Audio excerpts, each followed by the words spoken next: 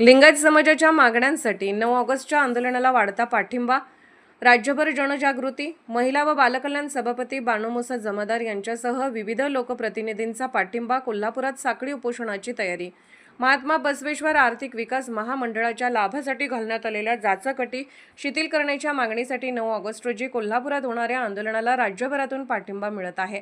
विविध भागांमध्ये बैठका, जनजागृती अभियान राबवून समाज बांधवांना एकत्र आणण्याचे प्रयत्न सुरू आहेत।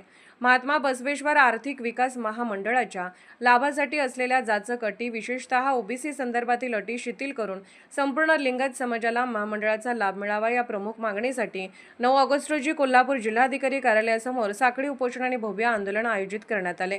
उमळवाड येथे नितीन पाटील यांच्या पुढाकाराने आयोजित मेळाव्यात समाज बांधवांना आंदोलनाचे महत्त्व पटवून देण्यात आले।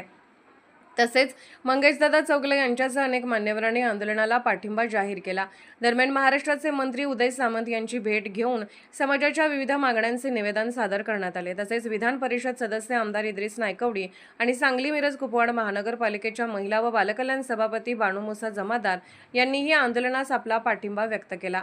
यावेळी विराज कोकणे, महादेव कुरणे, गजेंद्र कल्लोळी, महेश चौगले, ईश्वर जनवाडे, अभिजित हारगे, निशिकांत पाटील, सीए पाटील, विक्रम पाटील, महेश बसरगे, जयगोंड कोरे, चंदू मैगुरे, अनिल हाळे, सचिन केरीपळे यांच्यासह लिंगायत समाजाचे अनेक मान्यवर उपस्थित होते। आंदोलनाला मिळत असलेला वाढता प्रतिसाद लक्षात घेता शासनाने समाजाच्या मागण्यांबाबत सकारात्मक निर्णय घ्यावा अशी अपेक्षा आयोजकांनी व्यक्त केली।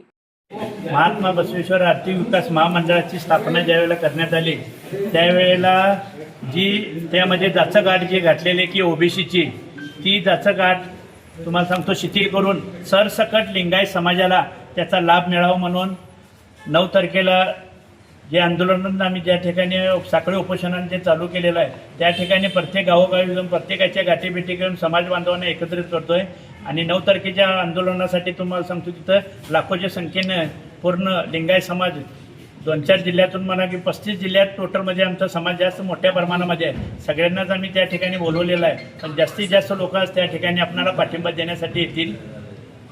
आज मिरजेत मिरज या दोन्ही ठिकाणी जाऊन प्रत्येकाच्या गाठीभेटी वगैरे घेतलेल्या आहे। उमळवाडमध्ये देखील आमचे नितीन पाटील साहेब पैलवान त्यांनी देखील मोठ्या प्रमाणामध्ये त्या ठिकाणी मेळावा देखील घेऊन सगळ्या समाज बांधवांना त्यांनी देखील संबोधित त्या ठिकाणी केलेलं आहे। त्याच्यासोबत मंगेशदादा चौटे देखील एक आमचे समाज बांधव म्हणून मोठ्या प्रमाणामध्ये लिंगायत समाजाला त्यांचा पाठिंबा देऊन त्यांनी आजच जे मंत्री महोदय उदय सामंत साहेब होते त्यांची देखील गाठभेट घालून देऊन आणि तिथे त्या ठिकाणी आमदार देखील तिथे बाबरसाहेब आलते सुहास बाबर त्यांना देखील त्या ठिकाणी निवेदन दिलेलं आहे आणि आता इद्रिस नायकवडेंनी देखील दिलेलं आहे। आता बालकल्याण सभापती त्यांनी देखील आज आम्हाला